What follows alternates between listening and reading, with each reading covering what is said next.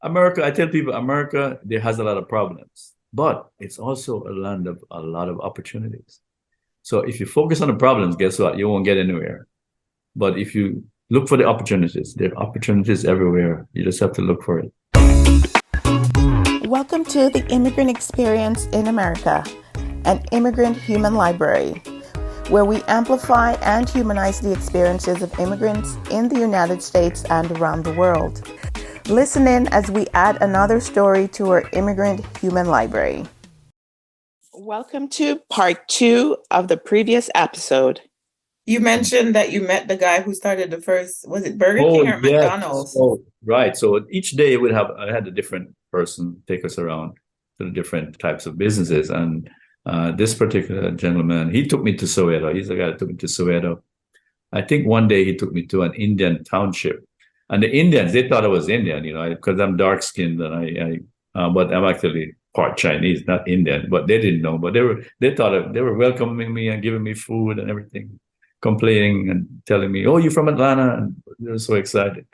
In talking to this driver, he told me that McDonald's was planning to come to South Africa, and they had picked him to be their first franchisee. He was nervous about it because he said he had to borrow money from his uncle, and they wanted him to quit his job and come to America to go to some training, and he was very nervous about it. And I said, "Listen, don't worry, man. You're set. This is the best thing that could happen to you. You'll be a millionaire in no time." So I reassured him, and he was a little nervous about that. So that was interesting.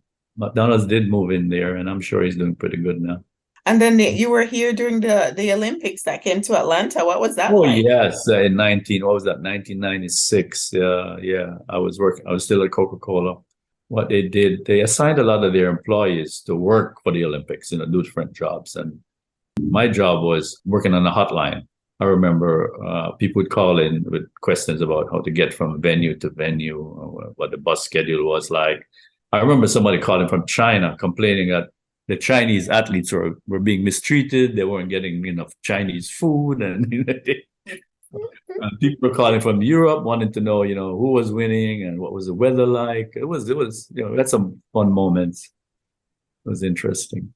I guess that's how the reporting was done back then. It wasn't a lot of reporting. They weren't able to get the information like online or something. They had to call to talk with you. Yeah, well, I don't know. Maybe some people just felt like calling, but yeah, probably, you wouldn't get instantaneous results. Like today, everything that happens, next minute, right? Yes. That was completely different then, yeah. But I also got to go to the games and watch a few world records and so on. So that was wonderful. It was a great time. But the big thing about Coke was, I got to travel. I funny story is that when I worked at Reynolds, in Jamaica, there was a guy there who married a Canadian lady, and her hobby was reading palms. So everybody would go and read my palm, tell me what's going to happen. And she looked at mine and said, "Oh, you're going to travel all over the world." I'm saying, "Yeah, right." Because here I am in the country. Things look pretty bleak at the time. And she's telling me I'm going to travel all over the world and all of that. And sure enough, I look back on that now. I said, wow, maybe there is something to that. So I think I've traveled more than most people, the average person. Sometimes when I hear these stories, it makes me want to go find one of them to find out, like, here, tell me what you Tell me what you what. can see. Yeah, that's funny. Yeah, well, maybe there's something to it. But So then we talked about the fact that you had your time with Coke. You spent 40 years in the Atlanta, Georgia area, and then you went on to do a PhD. So tell us more about some of those stories right. in your dissertation. Right. So after I left, I started a couple of businesses. I opened a restaurant in a shopping mall. I think that mall is closed now, so it didn't work out the way I thought. And then I also started an import business where I was importing coconut water, June plum juice, remember that? And cherry juice. Yeah, frozen from Jamaica. So all of that stuff. So I was driving around Atlanta, meeting all the restaurants and business people, delivering stuff and trying to collect money. So it gave me an appreciation. I really enjoyed it, getting to meet the people, where they're working and so on. It just hit a nerve with me, and I wanted to understand how people decide to do those things. So I decided anyway that hey, I could go back to school and because I've always been academically inclined. I always like to, believe it or not, I like to take tests. So I signed up in an online program, and next thing you know, I was defending my thesis. So I wrote a dissertation on Jamaican entrepreneurs. Yeah, they accepted it. They gave me a degree, and I turned it into a book. I converted it into a book with 15 of the entrepreneurs, and the book is called Jamaican Entrepreneurship. Very interesting. And you did it both studying Jamaican entrepreneurship in the United States and some of it about what's going on in Jamaica too. Right. So interesting thing. So my goal was to interview, Jamaican business people who were successful, not just Joe Blow, but people who were the big names, right? The guy who started Sandals, Michael Lee Chin, who was the first Jamaican billionaire that we know of. The guy who founded Tasty Patty, the Golden Cross. Golden Cross, yeah. So people like that. So it wasn't like Joe, Here's the thing. I got the first interview, right? No problem, right? That was set up and it worked out fine. Then it took me like 3 months to get the next one. And I said, Wow. oh man, did I make a mistake with this? I need to rethink this PhD thing, it's not working out. But I decided, well, I'm gonna go all in. And so I bought a ticket, went down to Jamaica and spent some weeks down there, and it worked out. I was able to meet with help from some friends, get interviews with some very influential people, and so I have it all documented, and I was able to write my thesis.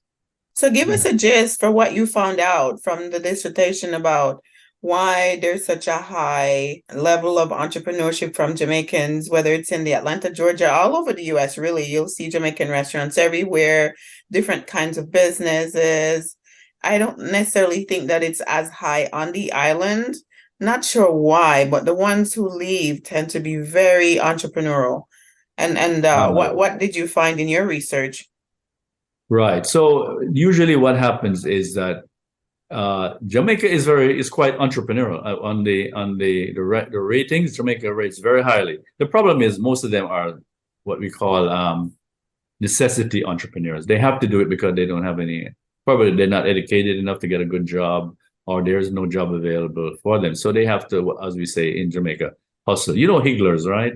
Yes. Yeah. So those are entrepreneurs. They're doing their thing. They're making money. And a lot of people do that. So it's a natural thing. Okay, maybe they're not making a lot of money, but they're still entrepreneurial.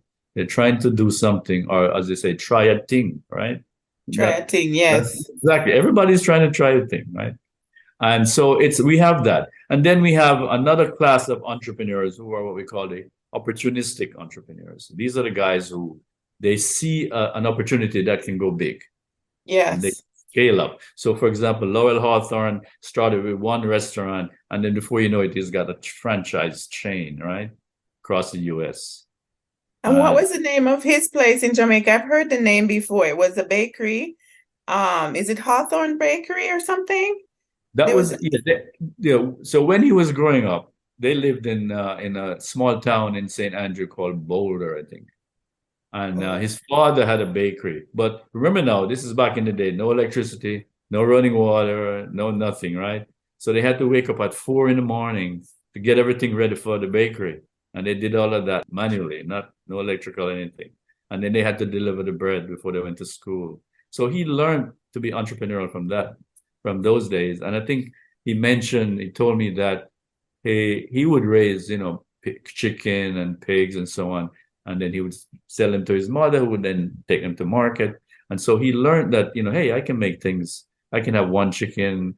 I can have eggs. The eggs can turn into chicken, and the chickens can turn, I can buy a goat, and before you know it, the rest is.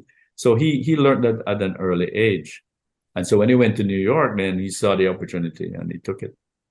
Wow. So that's the thing. So the thing about entrepreneurs is that entrepreneurs are people who don't dwell on the problems that they see. In other words, if you look around, there are always a lot of problems, right? And a lot of people will always say, well, you can't do anything because that won't work, or they won't let you do this or whatever. But the entrepreneur will see an opportunity. He says, okay, a lot of Jamaicans are here. They can't get patties. hey, give them patties. Let's make some patties. And Yes. he sees the opportunity, right? He sees what's possible. And that's the thing. That is the key. Well, just about all the stories have something similar to that, where they saw an opportunity and then they took it. And they took a risk, okay? It's not for everybody, because you can lose your shirt. It's just the way it is. So the trick is, do it early enough when your whole life is not ruined. So, but you had some interesting story about, like, for example, how Butch Stewart started and how some of these people, like the opportunistic ones, like what were some of the stories that you uncovered through doing some of these interviews? Right. So, like, Butch Stewart's a fascinating story, because he actually didn't start out in the hotel business. He used to be a salesperson for some company, and he wasn't like an academic person. I think he went to a lot of different schools, and you know probably had. And one of the things I found too is a lot of these entrepreneurs, they were not academic minded. They didn't do well in school. A lot of them dropped out of school. And I explained that in my book, that some people, the way their brains work, it's completely different. It's not geared to the academics. But Yes. it doesn't mean they can't do anything, because they're actually more creative, they're more inventive, and they can think outside the box. They see things in a different way. And typically in school, you're looking for the one right answer, right? The textbook tells you this is the answer. And if you put something else, it's wrong, and you don't get the grade. But in real life, there are several answers to anything. And entrepreneurs are like that. They will see another answer that's not in the book. And that's usually the secret to their success. That's a very good nugget you're telling us right there. Thanks for sharing that. Absolutely. Absolutely. So I think in the case of Butch, he wanted to go into sell air conditioners initially. And what he did, he went around and pre-sold air conditioners, right? To 30 people, I think it was. But he didn't have any to sell. Whoa. Having secured those orders, right? He then tried to find a distributor. And he actually flew to New Jersey or someplace and tried to get an appointment to see somebody. They wouldn't give it to him, of course. Who's this guy from Jamaica? We don't know him from anywhere. We want to deal with an established company. But he was so persistent. I think he ran into a member of the owning family, and this guy heard his story and said, "All right, give him a chance. What can we lose? 30 air conditioners, right?" So, and he was in business, but he differentiated himself because he promised that if you bought an air conditioner from us, we will have it installed the same day. So that was his thing, and so he captured the market.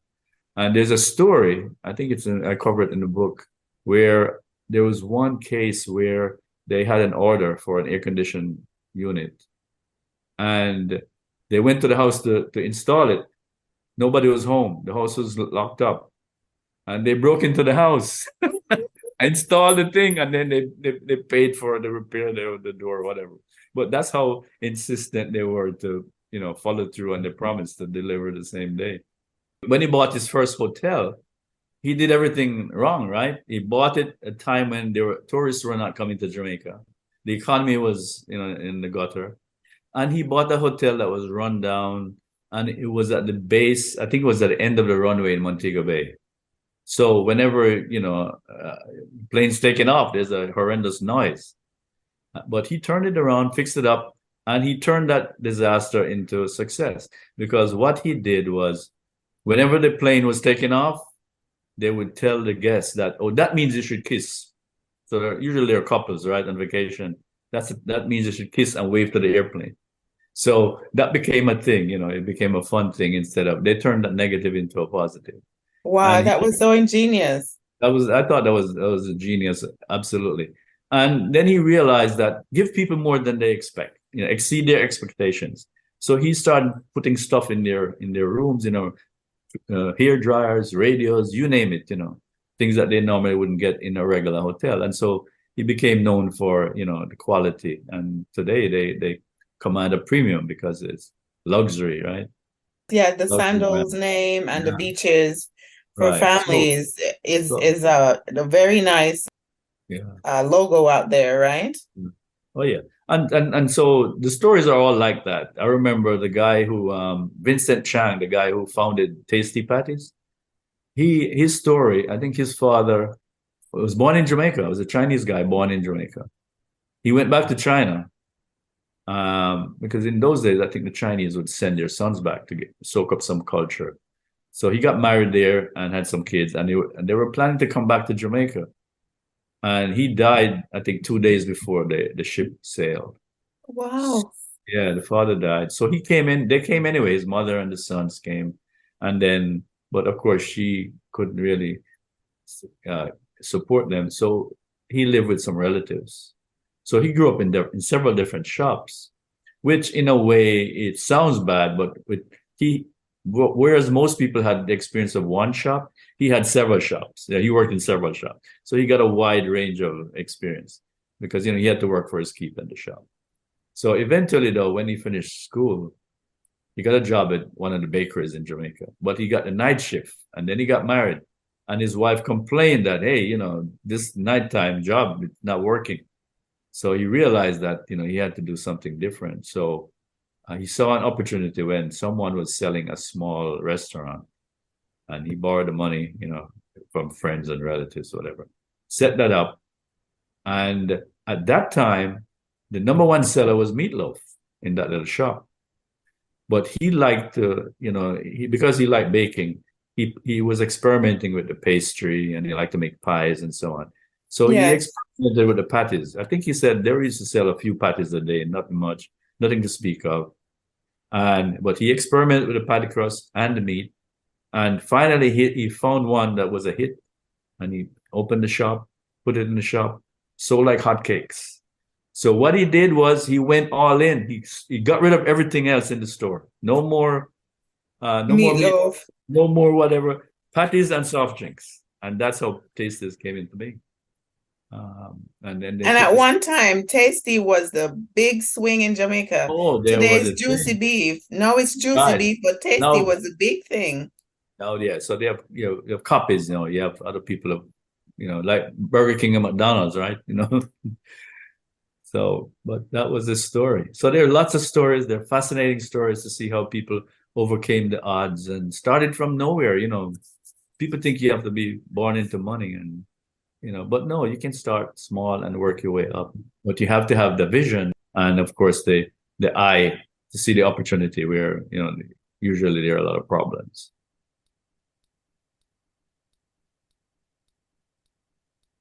And then also the persistence to stick with all the problems that come up too, right? Exactly. Stick-to-itiveness, as they say, right? Stick with it. Don't give up.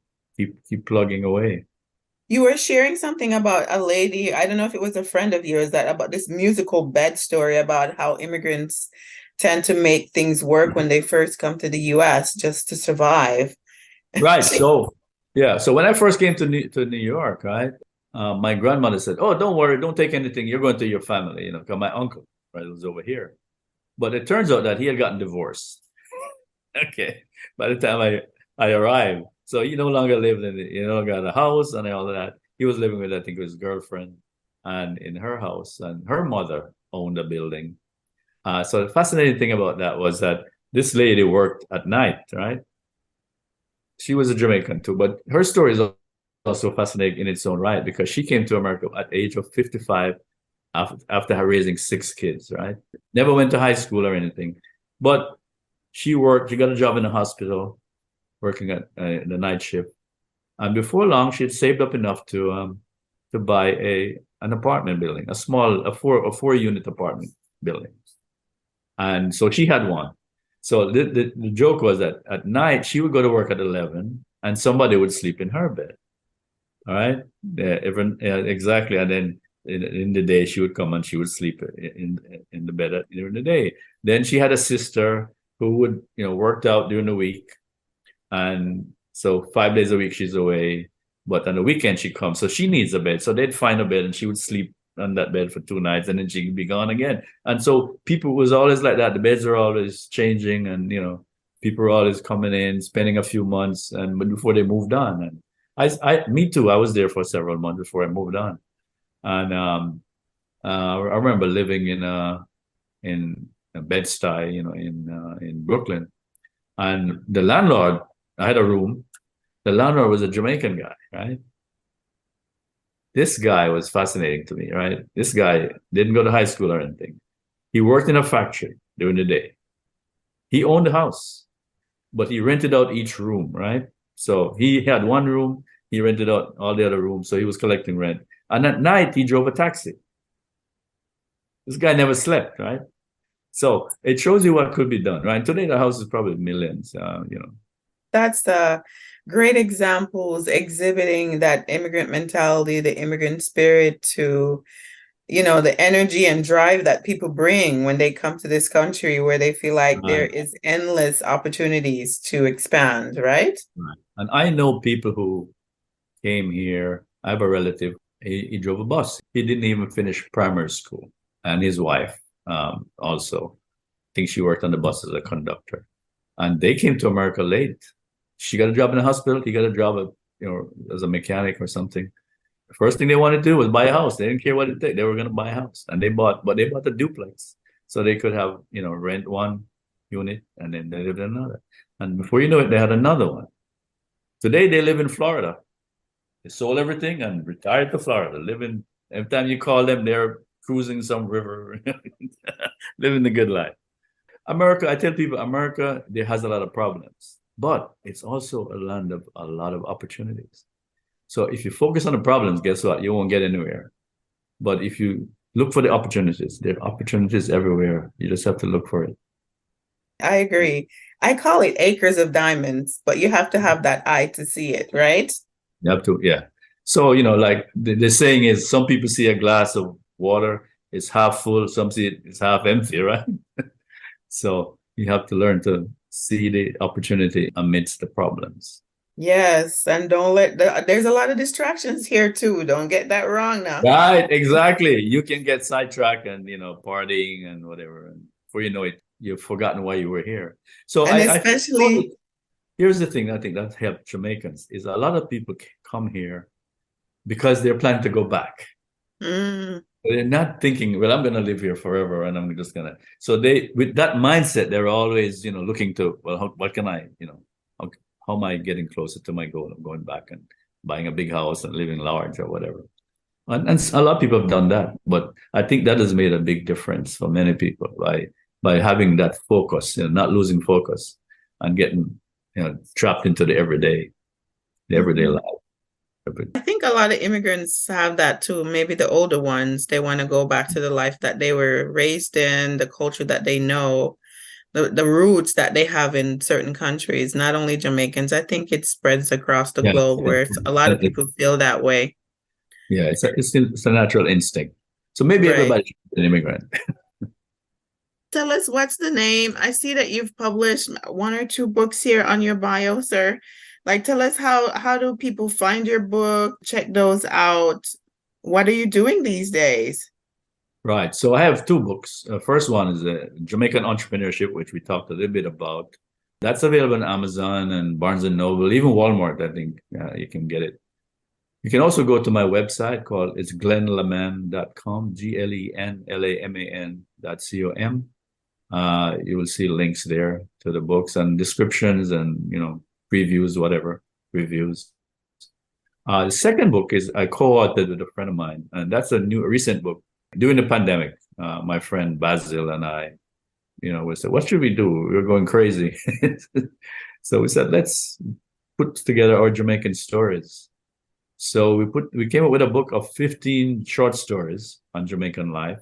That's also available on Amazon, and you can see it on my webpage as well. But it's 15 ordinary Jamaicans. So the first book is about 15 very successful Jamaicans, right? They're the top of the line entrepreneurs. But these are regular people, the everyday life. There's a lady trying to build a house. There's a lady who opened a little restaurant. There's somebody who owns a bed and breakfast in Jamaica. Just regular life. There's even an Obia man in there. Whoa! So the name is The Hero of Fern Gully and Other Jamaican Short Stories, right? Correct. Yes, The Hero of Fern Gully. Yes, and that's one of the stories in there is about an adventure in Fern Gully. Yeah. Are you still board member of the Jamaican Museum and Cultural Center of Atlanta? Yes, I'm still there. Yes. Right. And then former president and founding board member of the Jamaican Chamber of Commerce of Atlanta, Jam Chan, and the current ex officio board member. Yes, that's true. Wow. And then former president and founding member of the Kingston College Old Boys Association of Georgia. That's true. I'm still on the board. Right. And then founding editor of the Kingston College Times, an internet magazine of the Kingston College community. Yes, that's a publication we put out several times a year with all the news about, that's of interest to the old boys and the school. And I think as a younger person coming up, I really applaud the people from your generation. You guys have really done well with staying in touch and keeping a community of past students.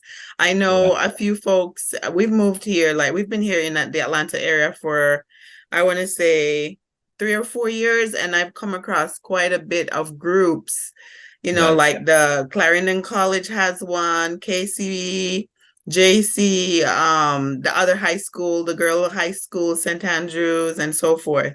So that's really a great example for those of us who are coming up to stay in touch and to do fundraising to support communities back on the island.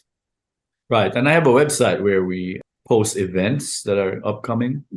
It's just a website I've been maintaining for years now, where people send me their flyers and we post them. So you can see what's in a given month. You can see what program, what fundraising activities. Most of the events are nonprofit events. And so if you want to see what's happening in June, you could go there and see all the events listed. And right. There's always something to do.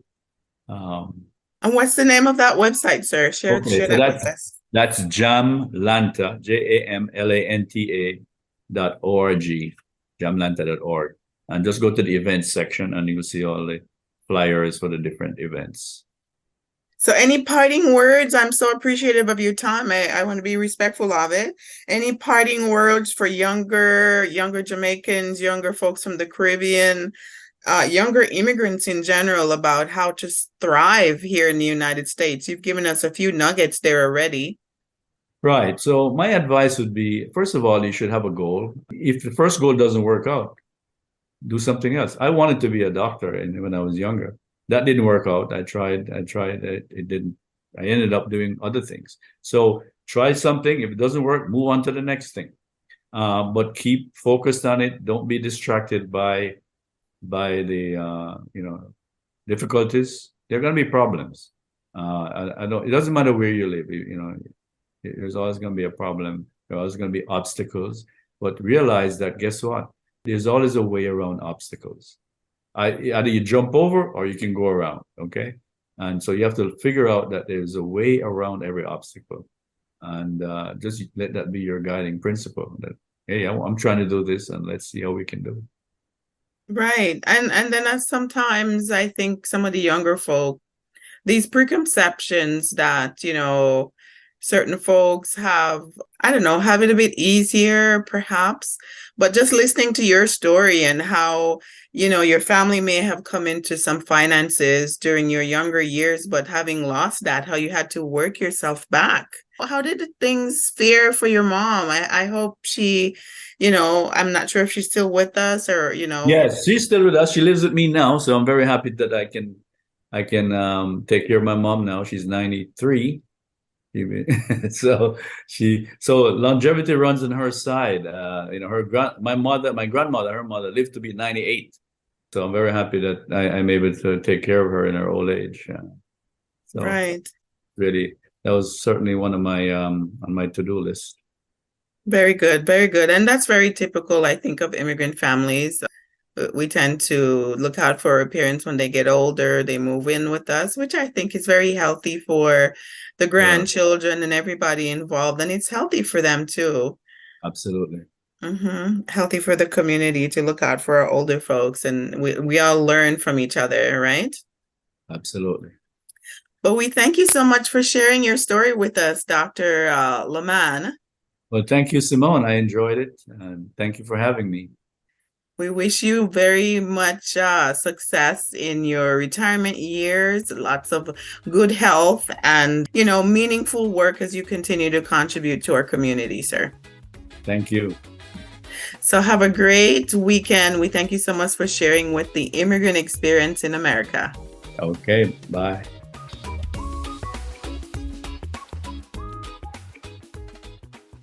Friends, as always, please subscribe, comment, and share if you enjoyed this interview. If you're passionate about telling immigrant stories, our team is looking for help. If you're willing to help with podcast production, social media, or Patreon management, please reach out to us. You can also donate on our Patreon if it's easier for you. All the links are in the description below. Thank you. We thank our listeners around the world, and we appreciate your continued support as we build our human library. Please remember to give us a 5-star review, subscribe, and share with your friends, family, and circle of influence.